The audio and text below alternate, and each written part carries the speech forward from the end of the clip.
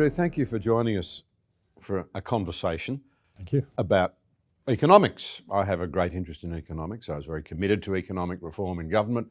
I still think it's incredibly important, but I'm not a professional like you. You're a very highly qualified economist. Tell me a little about yourself, and then I'm going to ask you, what's the point of good economic management? A little about yourself first. Sure. Okay. Well, it's kind of you to say I'm very well qualified because actually my actual background is not actually in economics. I'm actually a mathematician by training originally, but I've worked as an economist for about 25 years now. So I have a graduate diploma in economics, but my main training is having worked for a bit over 5 years for the Commonwealth Treasury and a bit over 10 years for the Reserve Bank. And then I had the great privilege to work for almost 5 years as the chief economist to Tony Abbott, as opposition leader and then as Prime Minister. And so that gave me exposure to a very wide array of different areas of public policy and economics. And that's, I guess, where I've picked up my training largely in practical sense, and as what are the policies that will actually help to improve the operation of the Australian economy and actually help the Australian people.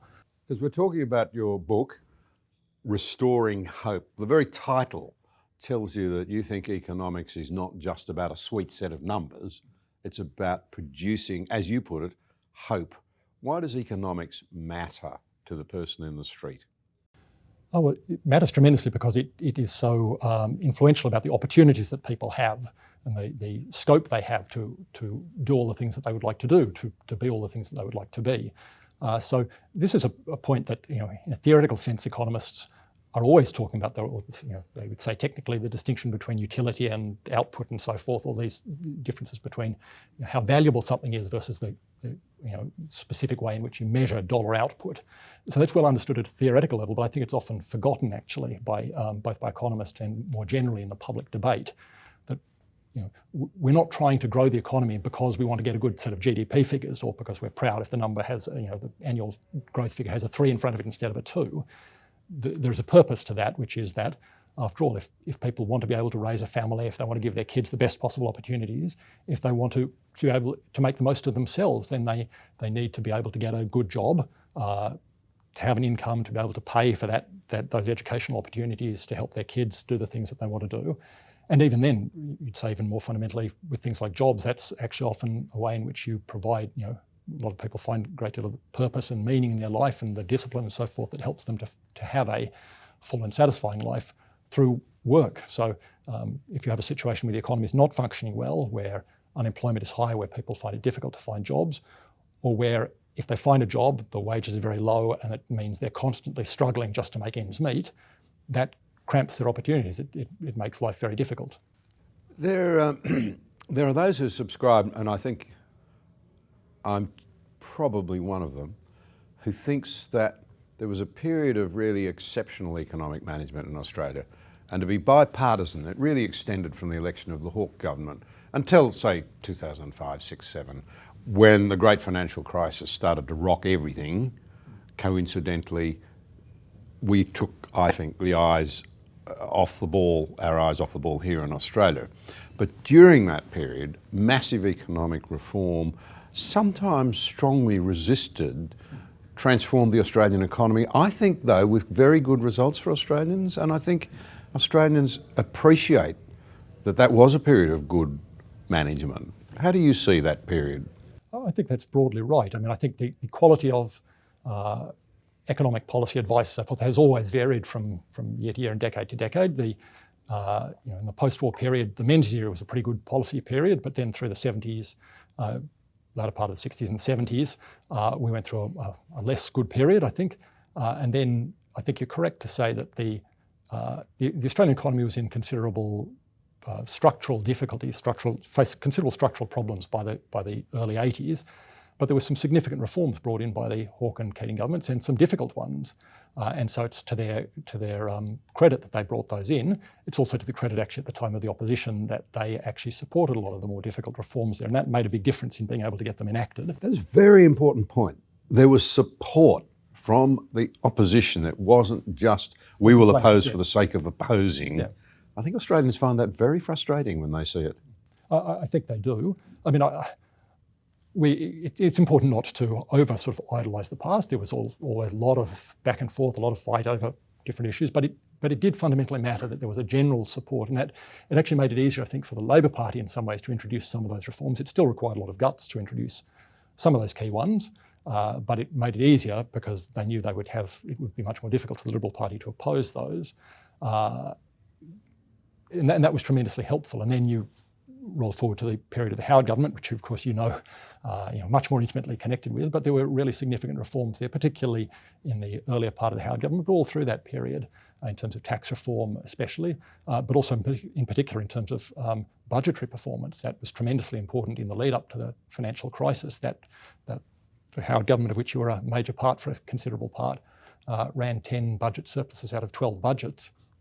That meant we entered that crisis without any net Commonwealth debt. In fact, we had about $40 billion in the bank as it were at the Commonwealth level, and that was one of an array of factors that was very helpful in helping Australia to come through that crisis in much better shape than many other countries. I was on what was known as the Razor Gang when we were looking for savings to get rid of the deficits and to pay back the debt. And I sometimes tell people that we spent 3 hours one day debating whether the Australian taxpayer was getting value from and should continue with a $90,000 rat baiting program on Norfolk Island. It's an illustration of how finely we went through absolutely everything that Australian taxpayers were supporting. It was very tough work, yet I think it had a major impact. But how would you describe the Australian economy? People in this age often demonise the idea of capitalism and of profits, and yet it seems to me that Western democratic capitalism has developed the best levels of freedom and prosperity for people. It's not laissez-faire though, is it? It's not as if it's really let it rip. That's not the way we do things in Australia. So how would you describe our system? Well, I'd say it is fundamentally, it's based on freedom and the opportunity to try different things. So you need that freedom so that businesses that have great ideas can set themselves up, and then it's great if you can have a new idea and a business can set itself up, make a profit, employ people, pay them good wages. That's a great outcome for everybody. The idea of saying it's not laissez-faire, that more gets, I mean, it's correct to say that, but that more gets to the point that, as again, economists at a theoretical level understand, but seem often, I think, or all too often forget. At a practical level, you have to focus on the particular features of every market to understand the potential risks. Is there a risk in a particular market of monopoly developing or oligopoly?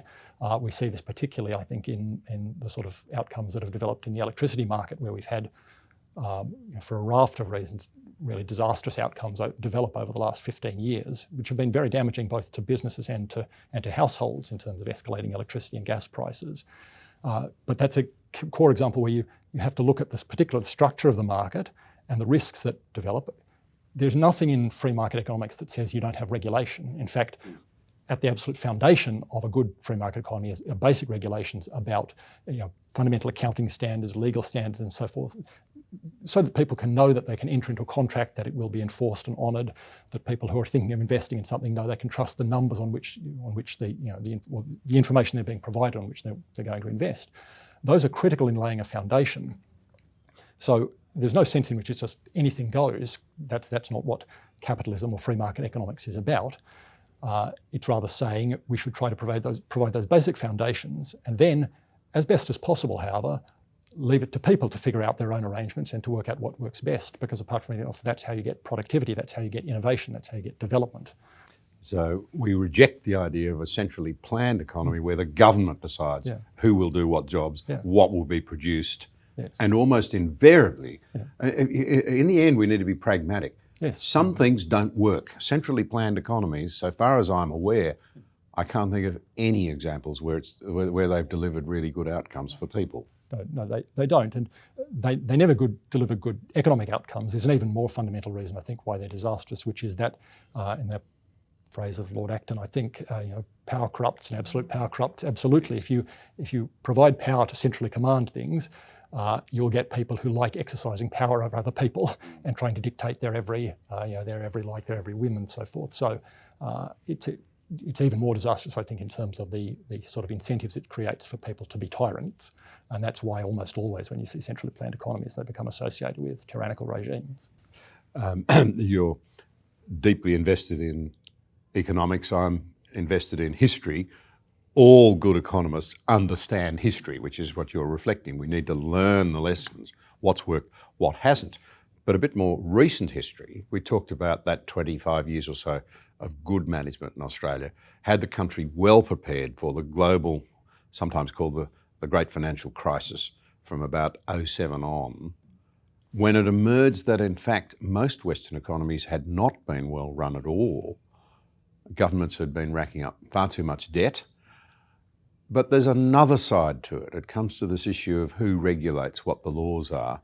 I don't think you can avoid the conclusion that a great deal of what happened in the aftermath and the human pain and suffering that resulted from the Great Financial Crisis had to do with the loss of prudence, even integrity, by people in the business world. What Lehman Brothers, and that was the big crash that started the whole ball rolling.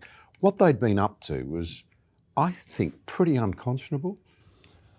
There was a lot of unconscionable behaviour by financial markets. It gets very tricky there also because the trouble is, again, it's what are the incentives that have been built into the system. There was a famous chief executive of one of the big Wall Street banks that made a comment, Chuck Prince, I think it was, who said, the difficulty is when the music's playing, you've got to get up and dance. What he was the sentiment he was trying to get at there was the idea that it's, even if sometimes some of those people realised that some of the risks they were taking were outrageous and so forth, the trouble was that you never knew when this cycle, this bubble as it were, was going to end. And if you weren't joining in, taking these risks, doing that, then you'd find suddenly your shareholders or the other investor would be saying, what's going on? All that lazy capital there and so forth. So I don't say that to excuse some of the unconscionable behaviour that went on, but part of the problem here is to try to address systemically how you remove those incentives that make it very difficult for people to resist that. Just to talk about unconscionable behaviour though, I think also what has really shocked people, and this is thankfully more true in other countries, particularly Europe and North America, that were much, much worse affected by the bad financial behaviour and also the fallout of that, is what happened after the financial crisis and the way in which a whole lot of firms that had behaved really badly were bailed out. Yeah. Now, this goes to, you're a farmer, you will know that I think often bandied about, but often very unfairly bandied about phrase about privatising the profits and socialising the losses, which would be flung at farmers. But as I say, I think it was often unfair there. But what people I think often thought had happened in the aftermath of the financial crisis was that the financiers, the heads of many of the financial market firms in Wall Street and in Europe, had managed to privatise the profits and socialise the losses. It was the extraordinary thing is, if you're going to have take all these risks, have all these profits, then you have to suffer the consequences when your firm fails, when those risks don't bear fruit. But it seemed a whole lot of people were bailed out, and indeed the behaviour of actually many central banks has had the net effect actually of meaning that in a lot of ways, the people who drove many of these bad outcomes have not suffered the consequences of that. Yeah, there were some amazing things that happened. As I understand it, for a while, the American taxpayers owned the biggest motor car company in the world, General Motors. Yeah. It was resolved. But as you say, if you want the right to have a go and succeed, you probably also need the right to fail. And I think there's some very bad lessons learned. The other aspect of it that's really worrying is that a debt crisis was resolved with vastly more debt. And the terrible financial position of many Western countries at the moment means that the next time a shock comes around, their central governments and banks will not be able to do very much to insulate people and to turn it around. Yeah. Well, exactly, this is a worrying thing, and in some ways just as worrying is the fact that debt in a lot of countries, including Australia is much better placed still than most European countries, or many European countries than North America and so forth. In terms of public debt, it's important to distinguish between household debt, business debt, and public debt and so forth. But if we focus on public debt, Australia's much better off. Nevertheless, we have the highest public debt that we've had in at least 50 years, as far back as the budget papers go, as a proportion of the economy. So not just in dollar terms, but as a proportion of the economy, we have the highest. What, about 20%? About 20%, basically. Compared to, let's say, Great Britain? Great Britain, I think, is about 80%. US, for example, is certainly about 80%. I think Britain's 80 to 90%. Yep. There are quite a number of countries well over 100% in Europe. But there's a really sobering lesson in this because, as you say, we're still relatively well placed. When the government that I was part of was swept out in 2007, of course, there was money in the bank. There was no debt. No debt, that's right. We're still relatively well placed, but there's a couple of things we need to note that I think are very concerning. One is that our debt has been growing very rapidly until the recent much better performance by the current government. The second aspect of it, though, is surely that we're not so terribly far from being on a trajectory where we'd match up with those countries that lost control of it with a nasty shock. Yeah. That's what happens. Yeah. If you get in, it looks all right, and then suddenly it's not all right. That's exactly what happened. So our figure, that figure of 20%, that's the Commonwealth's net debt as a share of the economy. If you add in the states and public enterprise and so forth, let's be frank, particularly Queensland and Western Australia, the resource states. Yes. Yeah, and a number of state governments also announced big plans to ramp up their debt, albeit hopefully to be investing in useful assets. But nevertheless, the more nearly national figure is about 30%, which is the more properly comparable one to places like America and Europe and so forth. You'd still say that's a lot lower, and that's comforting. On the other hand, first of all, those countries aren't nearly as dependent on foreign borrowing as we are, so they're less exposed in that sense. But also, that's about the level that many of those countries were at before the financial crisis. So the United States was at 35% net debt to GDP, the federal government, directly before the crisis, and then within a few years it was up at 75% and now at 80%. So that's the thing, things can get out of control quickly, and that has all sorts of flow-on effects that unfortunately they take a long time to flow out, and so that means that the causality is difficult for people to identify. But one of the ways countries have handled that, and in fact many people now kind of may think, well, maybe debt isn't so bad, is because central banks have responded by cutting interest rates, cutting their policy rate, short-term interest rates so low.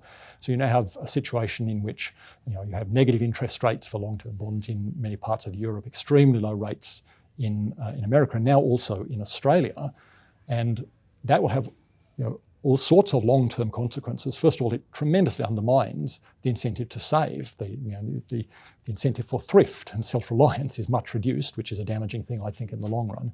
It's also undermined the incentive for governments themselves to get back into balance and start paying down some of those debts. At some point, someone has to repay those debts. But the trouble is, by having interest rates so low, the cost of holding those debts at the moment is very low, and so politicians, have to make a calculation. They have to say, do I take all the risks of trying to make the difficult decisions to actually reduce some people's benefits, or have to put off tax cuts or whatever to reduce that debt? Well, it's not actually costing me very much at the moment. Whereas in the past, in the 1980s, say, even the 1990s, when you in the early days of the Howard government introduced those tough budgets to try to remove the deficit, it was not only because there was an appreciation that you don't want to fall too far into debt, but also an appreciation that actually the interest costs were very high. They were. And so you had to deal with this. Central banks, unfortunately, one of the things they've done is they've removed that pressure. And so now, suddenly you find, unsurprisingly, that politicians all around the Western world, indeed all around the world, are starting to discover that maybe they don't want to take those difficult decisions. And that's a real worry. It's very bad in the long run. Because what we're doing is engaging in, to use a term that I've often used, forgive me if I've overdone it, but intergenerational theft. This is going to come against our children. They won't have the same opportunities. They'll have tax burdens that I'd be really worried to be a young Brit today looking at the future and wondering how I was going to support all of those debts and the unfunded liabilities looking after an ageing population. But to come back to Australia, we need to be responsible for future generations. The very title of your book and its opening emphasis on better outcomes for people points to your conviction that we need to get it right for Australians in the future. You've learnt a lot over the last 12 years or so, looking at government very closely. What's happened to the policy formulation process that has led to this inability to fix these problems? Well, that in a sense is the worrying thing, and that's also part of the genesis for writing this book. My sense is that the public policy debate has become a lot worse in Australia, and that's at the political level, but also at the national level in terms of the op-ed pages of the main newspapers and so forth, in the discussions that occur on television and so forth. There are a range of factors. I mean, I think at the governmental level, there's actually been a hollowing out of the public service. I believe the quality and depth of the advice and the innovativeness of the advice that's coming up to governments, my judgment would be it's not nearly as good as it used to be. But on top of that, as I say, I think the whole debate about public policy has become much less worthwhile, much less, is not helping us to form good solutions to the problems we face. And there are a range of features of that debate that I think have come to irritate me. One is the general vacuity. It's become much more common for people just to call for reform. Maybe this is one of the troubles of having a period where we've had good reform outcomes. People just think they just need to call for reform. Let's have microeconomic reform or whatever, industrial relations reform. And then you just as long make as somebody else does it. That's right. You make the call and then you walk away, and that doesn't advance the debate at all. So you have that problem. You have a lack of coherence in people's policy thinking, thinking about policy issues also. So there's a tendency often these days, I think, to focus on one issue and then think, oh, we must do this, and not reflect that at the same time other people are saying, here's another issue over here, we must do this. But your policy proposal over here might be going to make things much worse over here. And I mean, to give a couple of examples, say, both parties profess to be very concerned about housing affordability in Australia, and it's fair. It's a fair point that housing prices have gone up enormously since mid-2012, even with the correction we've seen since mid-2017, more than 50% higher in Sydney. And yet a large part of what's driven that has been a massive increase in demand, heavily driven by increased immigration. And yet both parties, at the same time as saying we're terribly concerned about housing affordability, say we need to keep an extraordinarily fast, by international standards, extraordinarily fast immigration program. Another good example is what goes on with energy prices. At the same time as parties talk about manufacturing jobs and how we need to support and restore Australian manufacturing industry and make sure we support those manufacturing jobs, both parties remain committed to renewable energies policies that are driving up electricity prices that are causing lots of Australian manufacturers to relocate their production facilities overseas. The irony of that, of course, is that you get what's called emissions leakage if you're not careful. Absolutely. You make the global problem worse yes. while you bring your own emissions down. Yes. And it does worry me to highlight what you're saying, is that there's a lack of focus on the raw facts in each of these cases, so that people can make realistic and informed decisions about the policy options before them. In other words, there's a lot of rhetoric and a lot of yelling, but there's a substantial lack of focus on the real costs and opportunities in each of the policy choices. Yes, both the proper debate about the costs and the opportunities, and also a proper understanding of exactly what the implications of particular policy will be. So, as you say, with something like the climate change debate and discussion about emissions, I don't personally think this is nearly remotely as important as lots of people say it is, but let's presume that you people think it is important. Then you would think you'd care about what the total global emissions would be. So because it's a global problem. That's right. Suppose it's a global problem. So you'd think it doesn't help if you take an Australian firm that's subject to strong environmental regulation and cause its production facilities to be relocated to somewhere, say, over in China or somewhere else where the environmental regulation is much less strict and where the emissions are likely to produce a certain quantity of things are likely to be much higher.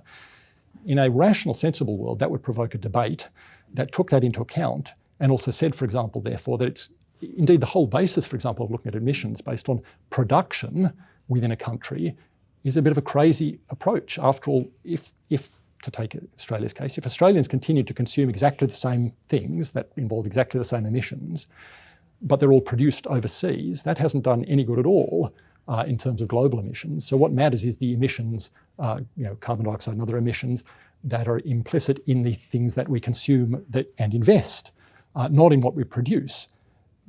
And yet that has been the completely opposite approach has undergirded the entire approach to the discussion of emissions for the past 30 years. The Kyoto Accord and the Paris Accord are entirely based on production, which is just completely wrong-headed. I must say, to get something off my chest that really, really frustrates me, is that you hear talk of, the big dirty emitters, we're going to hit them.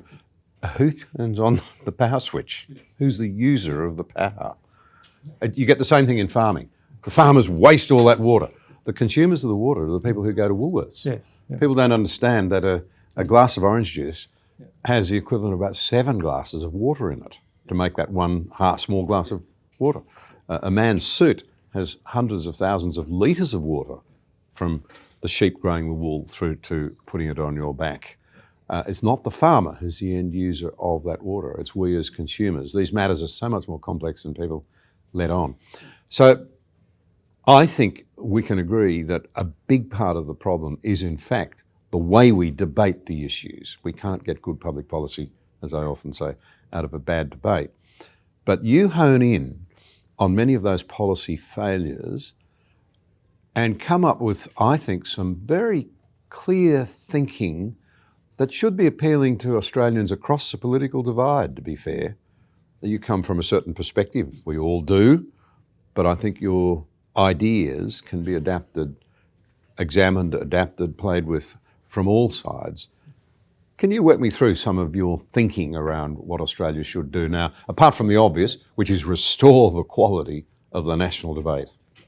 No, that's essentially one of the things I have particularly tried to do with this book is to think about what I thought were those problems with the debate and then try to concretely address them. And so in particular, provide concrete options across a range of areas in a way that would create a coherent policy. And so the different areas of policy that I've looked at that I thought are vital if you're going to create a sort of overall agenda to improve the economy, range across the housing market and immigration, areas around strengthening economic growth, so strengthening productivity, so higher education reform, federal-state relations reform, energy prices, which we've touched on, which are critical, and then areas that are critical for making the Australian economy less vulnerable to shocks. So that includes in particular budget repair and then issues around the structure and operation of monetary policy and financial system regulation. So I try to cover all of those different areas, but I've tried to be different in this book in that in looking at each one, I've been anxious to say I don't want to be able to be accused of just saying, oh, we must do something, here's a problem, we must do something about it. I want to provide a specific suggestion, having worked through what I assess to be the issues, then say, how could you try to solve those in practice? To go again back to something you were saying earlier, it's important to be pragmatic. Say, how could I try to solve that issue in practice? Here's a specific concrete proposal, and also have I managed to craft a proposal that I think stands any chance of actually passing muster in the Parliament? Because again, another of the problems with our debate is where you can say, oh, we should do this, and even sometimes people will say, oh, we should do X, Y, and Z, and they are specific, but they're specific about something that has absolutely no chance whatsoever of ever becoming a reality. So that's been my focus in this book, actually, is to try to say, let's focus, look at all these different areas, which are the ones that I've identified as I think the key things where policies need to be put in place to address core issues that are affecting Australian families and Australian workers, and then try to propose solutions that will actually be able to pass muster, indeed potentially are politically popular. And when I say that requires you to go to your point about not being doctrinaire on one side or other of the political divide. I'm undoubtedly, I am conservative in my disposition, in the sense that, and what I mean by that is I have certain core views that, excessive debt I think is a bad thing. You need to, someone has to pay. If we borrow money now, it's unfair to require future generations to repay for things. I think it's fundamentally important to try to give every Australian the opportunity to have a job, and a good job, and that's fundamentally a much better outcome than putting people on welfare. Things like that, though, actually, in some ways they're often thought to be controversial to say things like that today, but they used to be absolutely core positions of the Hawke Labor Party. So in that sense, I think my goal has been to try to provide practical solutions, many of which I think could easily, or some of which at any rate could easily be picked up by either side of politics. It just depends how much people are prepared to argue for the importance of the issues. I've always remembered something that the late Paddy McGuinness, a very gifted journalist and economist, as I recall, wrote at the time of the debate about the introduction of a GST in Australia. And he made the very simple observation. He said the debate should not be about whether we need to move to a value-added tax system. We plainly do. The debate should be about who can design the best one. And he was underlining, I think, a really important point. There are quite a few things that we need to know, that we need to do in this country both sides of politics know in their heart of hearts they need to be done. The question there should be who best and how to, rather than whether to. I think that's true. I would put in a word of caution in that sometimes the fact that both sides of politics agree on something doesn't necessarily mean that it's a good thing. And my classic example of this is the moment there's a bipartisan agreement that immigration, the rate of immigration, which was already at an extremely high level under the Howard government and under the Hawke-Keating government. It was, check the figures in my book, and we had the fastest pace of immigration of any developed country, any OECD country, with the exception of Israel, because it had a massive influx of people from the former Soviet Union. If you look over the past 25 years, over that 25-year period. So we had a very rapid pace, and then starting late in the Howard government, especially ramped up during the Rudd government, we doubled that pace. And that's created a whole lot of ramifications in terms of weak wages growth, because there's been a massive influx of additional people into the huge addition to supply in the labour market. It's added hugely to housing prices. So it's having all sorts of implications, and yet both sides of politics remain strongly committed to this for reasons that I don't think reflect the national interest, but reflect cold political calculations of particular factions of those parties. So I put that word of caution in. Having said which, it is true that there are various, there are lots of things where there could perfectly happily be sensible debate about things, and sometimes we have arguments when it's entirely unnecessary. You have arguments for the sake of having arguments, and again, to give a good example from recent times, the Labor Party has a very proud history on pension reform, actually. It was the Keating government that started, in terms of altering the age pension to reflect the fact that life expectancy has risen so dramatically. So when the age pension was introduced, it was set at access at age 65 for men, at a time when I think the average life expectancy was about 59, something, it was below 60. And that age never changed, even as the average life expectancy of men rose into the 80s. And that's not a sustainable thing. You can't go on and on to the point where a huger and huger proportion of people's lives are eligible for the pension. So the Keating government actually introduced reforms, first of all, to align the female pension age with the male pension age. And the Rudd government, to give it credit, I'm critical of many things about the Rudd government, but the Rudd government introduced an important reform in 2009 to raise the pension age from 65 to 67. And that was supported by the coalition at the time. But then when the Abbott government in the 2014-15 budget made a proposal to just continue the same gradual increase that the Rudd government had prescribed, to gradually continue that to age 70 by the mid-2030s. Now, it's fine to argue maybe 70 is too far or whatever. You could have had a good debate, to your point, a good debate about what exactly is the right thing to do. Maybe we should stop at 69, whatever. But instead, actually, the Labor Party's position, they just decided to have a big argument about that because it was politically advantageous at the time. And so instead of getting a further good reform, even a compromise one, we had a silly debate which was completely contrary to the principles that the Labor Party had pursued and greatly to its credit had pursued for the previous 20 years. So it would be great if on some of these issues where there is appreciation of it, bipartisan appreciation of a problem, you could just have a sensible debate about how best to solve it rather than turning it into a political football. But to have a good debate, you need a lot of information. Now, just to unpack for a moment, there'll be a lot of interest, I would think, in what you have to say about immigration, because a lot of people are talking about it and what it means. My understanding is that there's probably a lot of legitimacy to the view that our GDP growth has really been held at quite high levels, no recession for a long time, because of that growth. But what it's disguising is that per person GDP has been static or slipping. In other words, people in the community feel that because their wages are not rising. They've been flatlining while asset prices have been going through the roof, i.e. your houses. I think when I left school, I've got a fair bit of grey hair, in the mid-70s, the cost of an average Australian house worked out at around 4 times annual average earnings, whereas now it's 11 or 12 and more in Sydney and Melbourne. That's a startling rise over my lifetime. It means my children have a completely different set of opportunities in terms of a roof over their head to what I was fortunate enough to enjoy, and I thought it was expensive enough at the time. But these, unpacking these conundrums, so high immigration makes GDP growth look stronger than it feels per individual in the community, and they're probably right.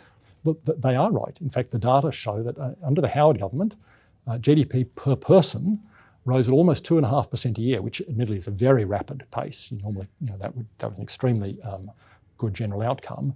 But for the corresponding period since then, the dozen years since the Howard government, it's risen at 0.9%. So that's well less than half the pace. And that's what matters to people. After all, it doesn't matter to the Australian people to prop up a measured growth figure by jamming more people in. The analogy I think of is, imagine if Australia were to annex New Zealand tomorrow. Well, we'd end up with a much better rugby team, which would probably be helpful. But no one, you would hope no one would be so ridiculous as to say, oh, that's a great thing because our economy grew by 15% this quarter. And yet that would be 15%, whatever the appropriate figure would be. It's roughly that. No one would be saying, isn't it fantastic, what a great growth outcome. And yet, in a sense, that's actually what we've been doing, albeit slightly more slowly, over the past dozen years, even for a time before that. Over the past dozen years, we've taken in about 2 Adelaide's worth of population. We've taken in, if we keep the same pace of immigration going for another 7 or 8 years, we will effectively, in the space of 2 decades, have taken in an entire New Zealand population in the space of just 2 decades. An entire New Zealand population just in new immigrants, leave aside the new children that are then born to those immigrants and so forth. So that's fine. That may or may not be a good thing. You can argue about all the pros and cons in terms of all the cultural, social, economic, other implications, but you should never say it's a good thing just because measured GDP has been increased as a result of that. And so, yeah, we should be focusing on what are the actual outcomes for people, what are their outcomes in terms of their wages growth, which is a proxy for their living standards, which is the GDP per capita figures that I was mentioning before. What's happened, what are the implications for housing markets, housing prices, the capacity of people to get into the, to get in to the market, be able to start a family. Again, one of the reasons that's often advanced for why we need this extraordinarily rapid immigration program is to prevent ageing of the population, because immigrants tend to be, on average, our immigration program is skewed to be people typically in their 20s and 30s, and so they are younger than the average of the population. That is helpful in the short term, but it's not helpful in the long term because they themselves age, and unless in a Ponzi-like way, you keep ratcheting up the size of the immigration program, you end up almost no different in terms of your aging on a 50 or 100-year horizon. So you need to think carefully through the actual implications, and that's what I try to do in my book, and actually understand all these linkages between the demography, the issues, the economic implications for struggling families in terms of housing and wages and so forth, the implications in general for economic growth and job creation and so forth. Well, Andrew, I think you've just given us a fascinating insight into the depth of your thinking and its clarity. And the purpose of all good books is to promote a debate. Doesn't mean people have to automatically agree with it, but they've got to come to grips with what you're saying. We need to end the sloganeering. We need to engage in ideas. We need to go back to the facts. We need to proceed with reason if the West, including Australia, is to find its way forward. I'm certainly recommending the book. I note that John Howard has written a commendation for it, former Treasurer Peter Costello, the nation's longest-serving Treasurer, and so is Neil Ferguson, the world's most prominent economic historian. So you're backed by some people who I think have real credibility on the subject of how we manage our future best. I hope it sells well, I really do, because I think it's accessible, it's well-researched, and it's understandable. Well done.